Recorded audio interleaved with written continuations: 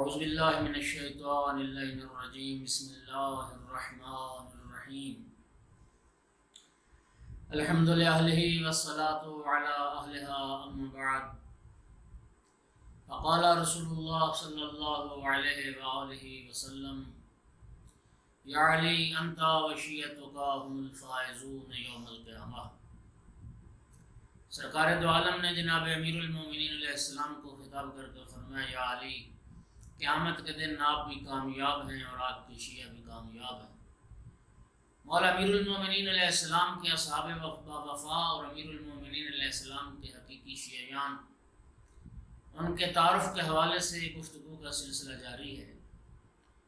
اور گفتگو ہو رہی ہے جناب مالک اشتر کی شخصیت پر، جو امیر المومنین علیہ السلام کے ایک عظیم سپہ سالار، امیر المومنین علیہ السلام کے ایک بہت بڑے کمانڈر، ایک جانثار، ایک مخلص، وفادار اور فداکار جو شخصیت تھی جناب مالک کی۔ اس سلسلہ میں آج یہ 7ویں گفتگو ہے۔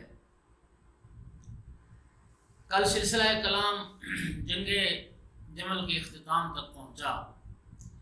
جنگ جمل میں کامیابی کے بعد امیر المومنین علی ابن ابی طالب علیہ السلام ملک کی ریاست کی اصلاح کی طرف متوجہ ہوئے، اور سب سے پہلے امیر المومنین علیہ السلام نے اپنی اسلامی ریاست کے مختلف صوبوں میں اور مختلف شہروں میں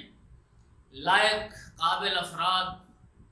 گورنر متعین کیے، والی مقرر کیے۔ موقع و محل کی مناسبت کے لحاظ سے جناب امیر المومنین علیہ السلام نے جس شخصیت کو جس علاقے کے لائق سمجھا، قابل سمجھا، جناب امیر المومنین علیہ السلام نے اسے اسی علاقے میں متعین فرمایا اور انہی شہروں کی طرف روانہ فرمایا۔ شام کا علاقہ جو سب سے زیادہ خطرناک ایک علاقہ تھا، جو معاویہ کے زیر تسلط تھا اور معاویہ کے قبضہ میں تھا، شام کے وہ اطراف کا علاقہ تھا۔ شام کے اطراف میں امیر المومنین علیہ السلام یہ چاہتے تھے کہ وہاں پہ ایک ایسی شخصیت کو گورنر نامزد کیا جائے جو حاکم شام کی چالاکیوں کا مقابلہ کر سکے اور اس کی قدرت اور طاقت کا مقابلہ کر سکے، اور اس کے لیے ایک انتہائی سمجھدار اور ایک ماہر، ایک ہوشیار، ایک طاقتور اور ایک قوی اور ایک تجربہ کار فرد کی ضرورت تھی۔ جناب امیر المومنین علیہ السلام کی نگاہ میں اس علاقے کے لیے جناب مالک اشتر سے زیادہ کوئی قابل اور لائق فرد مولا کی نگاہ میں نہیں تھا۔ یہ قرعہ جناب مالک اشتر کے نام نکلا، کیونکہ وہ علاقہ تھا جو شام کے حوالی اور اطراف کا علاقہ تھا، کہ حاکم شام کی للچائی ہوئی نظریں جس علاقے پر لگی تھیں اور وہ اس کو دیکھ رہا تھا اور اس پر قبضے کی وہ کوشش کر رہا تھا۔ جناب مالک اشتر ہی ایک ایسی شخصیت تھی جو ایسے ماحول میں اور ایسے حالات میں کامیاب ہو سکتی تھی اور حاکم شام کا جو مقابلہ کر سکتی تھی۔ لہٰذا جناب امیر المومنین علیہ السلام نے شام کے اطراف کے شہروں کا جو والی اور گورنر نامزد کیا، وہ جناب مالک اشتر کو نامزد کیا۔ اور تاریخ بتاتی ہے کہ ان چند شہروں پہ ولایت اور فرما روائی جناب مالک اشتر کی تھی۔ ان شہروں میں موصل شہر تھا، نصیبین، دارا، سنجار، آمد، حیت، آنات اور چند ایسے ہی دوسرے شہر۔ ان شہروں پر بھی، شہروں کے کچھ حصوں پر اور ان کے قریبی شہروں پر، جن میں حران، رقہ، رہا، کلکیسا یہ معاویہ کے قبضے میں تھے اور معاویہ ان پر قبضے کی کوشش کر رہا تھا۔ حاکم شام کی طرف سے ضحاک ابن قیس وہ ان شہروں کا حاکم تھا، اور حران جو شہر تھا وہ ان کا پایہ تخت تھا، اور یہ حران تھا جو شیعیان عثمان کے لیے ایک جائے پناہ کی حیثیت رکھتا تھا۔ مالک اشتر جب اس علاقے میں پہنچے اور جناب مالک نے اپنا لشکر اور اپنی سپاہ کو تیار کیا اور حران کی جانب پیش قدمی فرمائی۔ جب حران کے اس حاکم کو، ضحاک کو پتہ چلا کہ مالک مجھے یہاں سے نکالنے کے لیے حران کی طرف پیش قدمی کر رہے ہیں، تو ضحاک وہاں سے دوڑتے ہوئے شہر رقہ پہنچے تاکہ رقہ کے لوگوں کو مالک کے ساتھ مقابلہ کے لیے آمادہ کیا جا سکے۔ رقہ کے لوگوں سے مدد لینے کے لیے ضحاک جو ہے وہ شہر رقہ میں پہنچا۔ رقہ سے پھر ایک لشکر جناب مالک اشتر کا مقابلہ کرنے کے لیے سماک بن مخزومہ کی سربراہی میں نکلا۔ ایک آمادہ جنگ اور ایک مجہز اور ایک تیار لشکر ضحاک کی مدد کے لیے نکلا۔ تو سرزمین مرج جو رقہ اور حران کے درمیان کا ایک علاقہ تھا، اس سرزمین مرج پر یہ دونوں سپاہوں کا اور دونوں لشکروں کا آمنا سامنا ہوا اور وہاں جنگ ہوئی۔ جناب مالک اشتر کے وہ پڑھ کے حملے اور وہ بجلیاں گراتے ہوئے حملے اور شعلے گراتے ہوئے حملے جو تھے، انہوں نے اس ضحاک کی فوج کے حوصلے پسپا کر دیے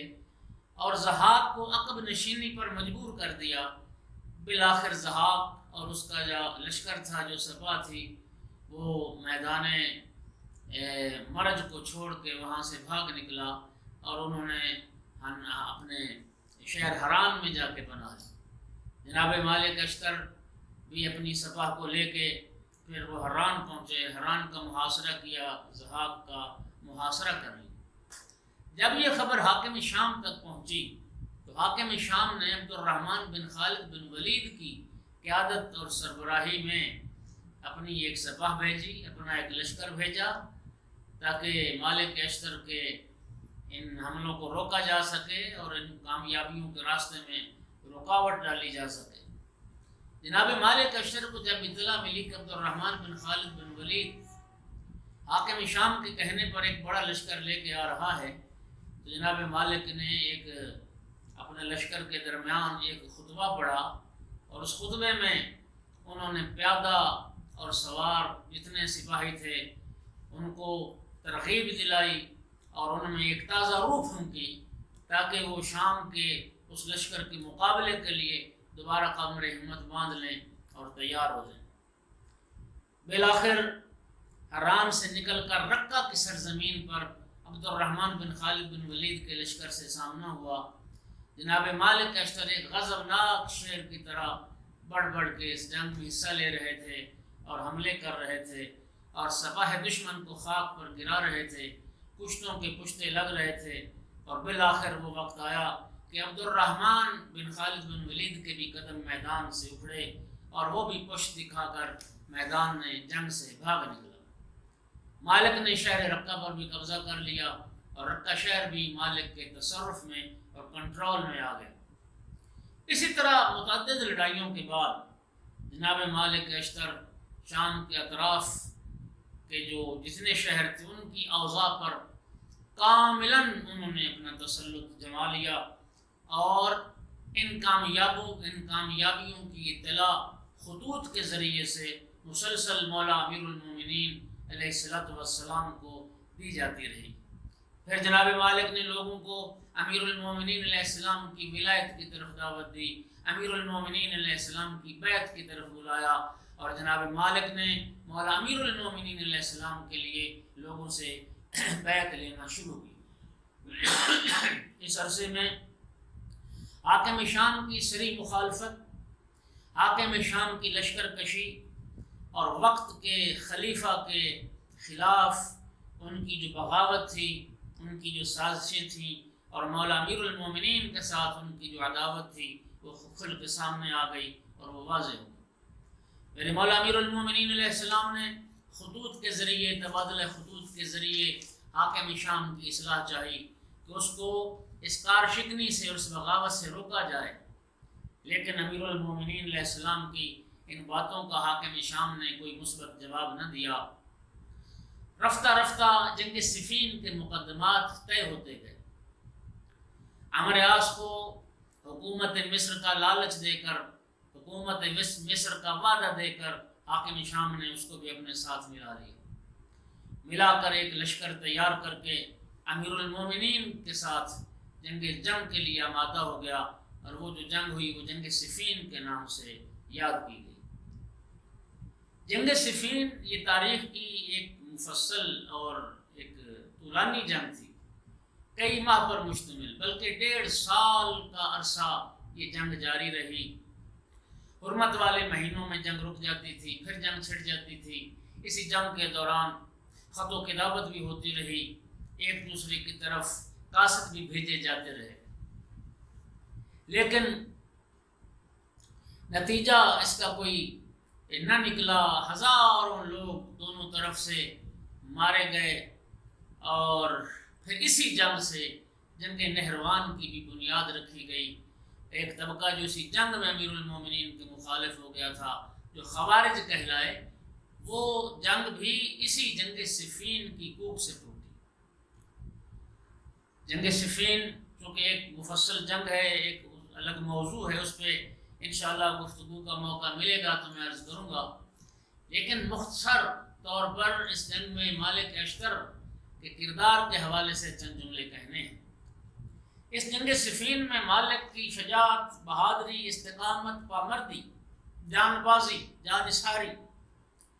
امیر المومنین علیہ السلام کے لیے اور امیر المومنین کے حق کے لیے خدا جانتے ہوئے وہ چیزیں ہیں کہ جن کو بیان کرنے کے لیے لفظ نہیں ہیں اور الفاظ نہیں، کہ کس طرح سے مالک کی اس عظمت کا احاطہ کیا جائے، کن لفظوں سے مالک کی شان کو بیان کیا جائے۔ بلکہ میں سمجھتا ہوں کہ یہاں پر جو سب سے زیادہ مناسب ہے مالک کی شان اور مالک کی عظمت کو بیان کرنے کے لیے،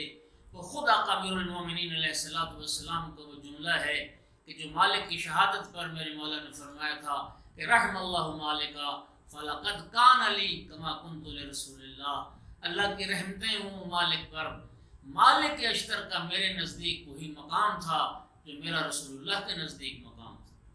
مالک اشتر کی میرے نزدیک وہی منزلت اور حیثیت تھی جو میری منزلت اور حیثیت رسول اللہ کے نزدیک تھی۔ جس طرح رسول اللہ کے لیے علی تھے، گویا امیر المومنین کے لیے وہ مالک اشتر تھے۔ سامعین گرامی قدر، بظاہر ایک چھوٹا سا جملہ ہے، ایک کوتاہ عبارت ہے، لیکن یہ عبارت اپنے اندر مطالب اور معانی کے سمندر لیے ہوئے۔ یہ معمولی بات نہیں ہے کہ امیر المومنین مالک اشتر کو اپنی جگہ پہ قرار دے رہے ہیں، جس طرح میں رسول اللہ کے لیے تھا اسی طرح مالک اشتر میرے لیے تھا۔ اور میں کہتا ہوں کہ مالک اشتر کی عظمت پر اور مالک اشتر کی فضیلت پر اگر اور امیر المومنین کا کلام نہ بھی ہوتا اور جملے نہ بھی ہوتے تو ان کی عظمت کو بتانے کے لیے ایک جملہ کافی تھا، بلکہ اس سے بڑھ کے پھر امیر المومنین علیہ السلام کا یہ جملہ سنیے کہ مالک کی عظمت کو کس طرح سے بیان کر رہے اور مالک کی حیثیت کیا ہے علی مولا امیر المومنین کی نگاہ میں، کہ جناب امیر نے اپنے لشکر کو خطاب کر کے جملہ فرمایا تھا وَلَيْتَ فِيكُمْ مِثْلُهُ اثْنَانِ۔ علی فرماتے تھے، حسرت کر رہے تھے، کاش، فرماتے تھے کاش مالک جیسے 2 فرد تمہارے درمیان موجود ہو، 2 فرد مالک اشتر جیسے اگر تمہارے درمیان موجود ہوتے۔ پھر فرمایا نہیں 2 بھی نہیں، وَلَيْتَ فِيكُمْ مِثْلُ وَاحِدٍ، ایک فرد اور مالک اشتر جیسا ہوتا کہ یرا فی عدو مثل رائے، کہ جس کی رائے میرے دشمن کے بارے میں اسی طرح ہوتی جس طرح مالک کی رائے تھی، اور میرے دشمن کے بارے میں اس کا وہی نظریہ ہوتا جو مالک کا نظریہ تھا، اور جس طرح مالک مجھے مشورہ اور رائے دیتا تھا اسی طرح سے وہ مجھے مشورہ رائے دیتا، تو پھر شاید یہ صفین کے نتیجے یوں نہ نکلتے اور ان جنگوں کے حالات یوں نہ ہوتے۔ کاش ایک فرد اور مالک جیسا ہوتا۔ اب یہ امیر المومنین کا جملہ کیا مالک کی عظمت کو بیان کر رہا ہے۔ امیر المومنین حسرت کر رہے تھے، اور یہ جملہ میں کہہ چکا مالک کی جرأت و شجاعت و بہادری پر۔ ابن ابی الحدید المعتزلی سنی اپنی کتاب شرح نہج البلاغہ میں جملہ لکھتا ہے کہ اگر کوئی خدا کی قسم کھا کے کہے کہ پورے عرب و عجم میں مالک اشتر سے پڑھ کر ان کے استاد امیر المومنین علی ابن ابی طالب کے علاوہ پورے عرب و عجم میں مالک اشتر سے بڑھ کر کوئی بہادر نہیں ہے، تو اس نے غلط نہیں کہا ہے، اس نے سچ کہا ہے، اس نے جھوٹ نہیں بولا ہے، اس نے کوئی گناہ نہیں کیا۔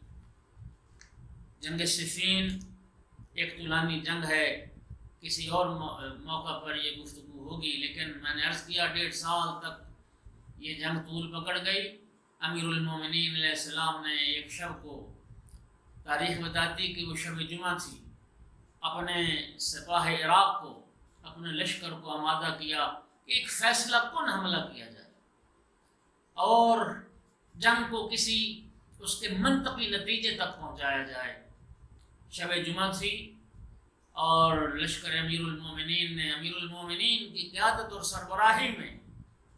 وہ حملہ جو کیا، تو وہ حملہ اتنا شدید حملہ تھا، اتنا شدید حملہ تھا کہ تاریخ کہتی ہے کہ اسی ایک جنگ میں، اسی ایک رات میں 30,000 افراد مارے گئے، 30,000 افراد قتل ہو گئے، اور جو زمین تھی میدان جنگ میں خون کا سیلاب بہہ رہا تھا، پشتوں کے پشتے لگ رہے تھے۔ یہ وہ جنگ تھی کہ امیر المومنین علیہ السلام نے تنہا اس ایک رات میں 520 شامیوں کو واصل جہنم کیا تھا۔ اور یہ وہ جنگ تھی کہ جس جنگ میں، اس رات میں یقین فرمائیے کہ جب امیر المومنین اور امیر المومنین کے لشکر کی تلواریں سپاہ شام پہ ٹوٹ رہی تھیں اور نیزے پڑ رہے تھے، تو سپاہ شام سے یوں آوازیں آ رہی تھیں، زخمیوں کی آوازیں، جن کو زخم لگے، جن کے خون بہے، جس طرح ایک سرد تاریک رات میں جو کتے سردی سے ٹھٹھر رہے ہوں اور جس طرح سے ان کی آوازیں نکلتی ہیں، ان کو ہررا کہتے ہیں، اسی طرح سے اس رات میں آوازیں نکل رہی تھیں، بلبلا رہی تھی دنیا، اور اس لیے اس رات کو لیلۃ الحریر کہا گیا۔ اور اسی شب میں جناب مالک اشتر کی وہ جرأت و شجاعت و بہادری، تاریخ کہتی ہے کہ اس رات میں امیر المومنین علیہ السلام نے جتنے افراد قتل کیے، ان مقتولین کی تعداد کے قریب تر جناب مالک اشتر نے بھی قتل کیے۔ اور شاید جیسا کہ مجھے یاد آ رہا ہے جملہ، کہ شاید ایک بندہ کم مارا جناب مالک اشتر نے، اور مالک اشتر کے دل میں یہ خیال آیا کہ آج اگر میں ایک اور شامی کو قتل کر لیتا تو آج کی رات میں میرے مقتولوں کی تعداد امیر المومنین علیہ السلام کے مقتولوں کی تعداد کے برابر ہو جاتی۔ مالک کے دل میں اس بات کا خیال آنا تھا کہ میرے آقا امیر المومنین علی ابن ابی طالب علیہ السلام نے مالک کو خطاب کر کے فرمایا، مالک اپنی شجاعت و جرأت کا مقابلہ علی کی شجاعت اور جرأت سے نہ کرنا۔ مالک تیرے سامنے جو آیا، تیرے تلوار کے سامنے جو شامی آیا، تیری تلوار اس کو کاٹتی چلی گئی، لیکن میرے سامنے جب کوئی آتا ہے تو میں اپنے نور ولایت سے اس کی صلب میں نگاہ کرتا ہوں۔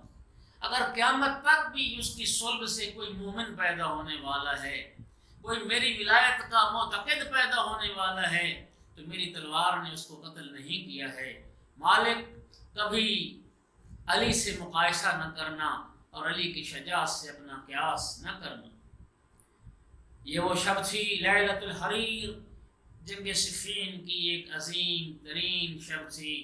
عاصم کوفی اپنی کتاب میں لکھتا ہے 30,000 افراد اسی ایک شب میں قتل ہوئے تھے۔ جناب مالک اشتر سپاہ عراق کو مسلسل خوشخبری سنا رہے تھے، بڑھ بڑھ کے حملے ہو رہے تھے اور سپاہ عراق کے حوصلے بڑھا رہے تھے، فتح قریب تھی۔ اور یہاں تک کہ تاریخ لکھتی ہے کہ جناب مالک اشتر پڑھ پڑھ کے جو حملے کر رہے تھے، حاکم شام کے خیموں تک پہنچ چکے تھے مالک، بلکہ ایک تاریخ نے لکھا کہ حاکم شام کے خیموں کی تنابیں مالک نے کاٹ دیں۔ حاکم شام نے فرات کے لیے گھوڑا منگوا لیا تھا، اور اس وقت حسرت سے حاکم شام نے عمرو یاس کی طرف دیکھا، عمرو یاس کہ میں نے تیری امید پر یہ جنگ شروع کی تھی اور تو نے مجھے اس جنگ کے جتوانے کا وعدہ کیا تھا، کہاں گئی وہ تیری چالاکیاں اور کہاں گئی وہ تیری ہوشیاریاں؟ اور آج ہم جنگ ہارنے کے قریب ہیں۔ اس وقت ایک جملہ عمرو یاس نے کہا تھا، اور وہ جملہ بڑا خوبصورت تاریخ نے لکھا۔ کہتا ہے عمرو یاس کہتا ہے کہ ابھی دیر نہیں ہوئی ہے، اس آج کے دن کے لیے میں نے ایک سازش سوچ رکھی ہے، ایک منصوبہ تیار کر رکھا ہے۔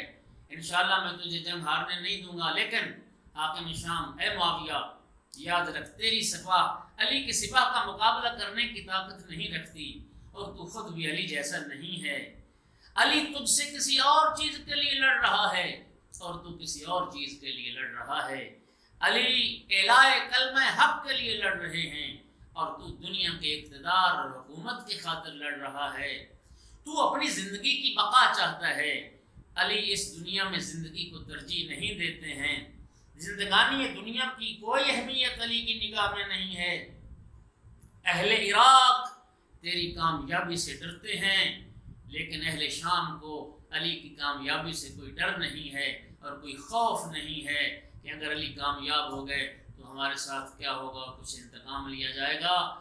اس کے بعد پھر عمرو یاس کی سازش کامیاب ہوئی، قرآن نیزوں پہ بلند کر دیے گئے کہ قرآن فیصلہ کرے گا۔ میرے مولا امیر المومنین علی بن ابی طالب علیہ السلام نے فرمایا کلمۃ حق و یراد بها الباطل، کہ یہ کلمہ تو حق ہے کہ قرآن حکم ہوگا، قرآن فیصلہ کرے گا، لیکن قرآن اٹھانے سے ان کی مراد باطل ہے، وہ حق نہیں چاہتے ہیں، لہٰذا ان کے دھوکے میں نہ آؤ۔ لیکن ایک گروہ حاکم شام کی سازشیں کامیاب ہو گئیں، اپنے اندر سے خوارج کا ایک گروہ پیدا ہو گیا جس نے امیر المومنین کو تلوار ہاتھ روکنے پہ مجبور کر دیا، تلوار روکنے پہ مجبور کر دیا۔ مالک اشتر کے حملے پڑ رہے تھے اور جناب امیر المومنین کو مجبور کیا کہ مالک کو بلایا جائے، روکا جائے۔ خدا کی قسم یہ وہ منزل ہے جہاں ایک حقیقی اور مخلص شیعہ اور جانثار و فداکار کا پتہ چلتا ہے۔ اللہ جانتا ہے کہ جب فتح چند قدم کے فاصلے پر ہو اور فتح یقینی نظر آ رہی ہو اور کامیابی یقینی نظر آ رہی ہو، ایک حملے کا فاصلہ رہ گیا ہے، تھوڑی دیر کے بعد جنگ کا پاسا جو ہے وہ پلٹ جانے والا ہے۔ لیکن جب امیر المومنین کو مجبور کر دیا گیا اور بعض نے یہ کہا کہ اگر آپ مالک کو نہیں بلائیں گے یا علی ہم آپ کو قتل کر دیں گے، اس وقت میرے مولا امیر المومنین نے مالک کی طرف خدا کی قسم جب بھیجا قاصد، فرمایا مالک جہاں بھی ہو اپنا ہاتھ روک لو، اس لیے کہ اگر تم اپنے مولا کو زندہ دیکھنا چاہتے ہو، اگر علی کی زندگی چاہتے ہو تو وہیں پہ ہاتھ روک لو۔ یہ ہوتا ہے شیعت، یہ ہوتی ہے اطاعت، یہ ہوتی ہے ایمان کی بیعت۔ خدا جانتا ہے یوں اٹھا ہوا ہاتھ، یوں اٹھی ہوئی تلوار مالک نے سیدھی روک لی اور نیام میں ڈالی، اور کیا خوبصورت جملہ فرمایا میں تو علی کی اطاعت میں لڑ رہا ہوں، میں کوئی خواہش نفس کے لیے نہیں لڑ رہا، میری تلوار چل رہی تھی تو وہ بھی علی کی اطاعت میں چل رہی تھی، اور اگر ہاتھ مالک نے روک دیا ہے تو وہ بھی علی کی اطاعت میں روک دیا۔ خدا رحمت کند ان عاشقان پاک دینت را، وما علینا الا البلاغ۔ انشاءاللہ سلسلہ کلام کو پھر آگے بڑھائیں گے۔ اسی کے ساتھ آج کی اس قسط میں اس حصے میں اجازت چاہتا ہوں۔ خدا حافظ، التماس دعا۔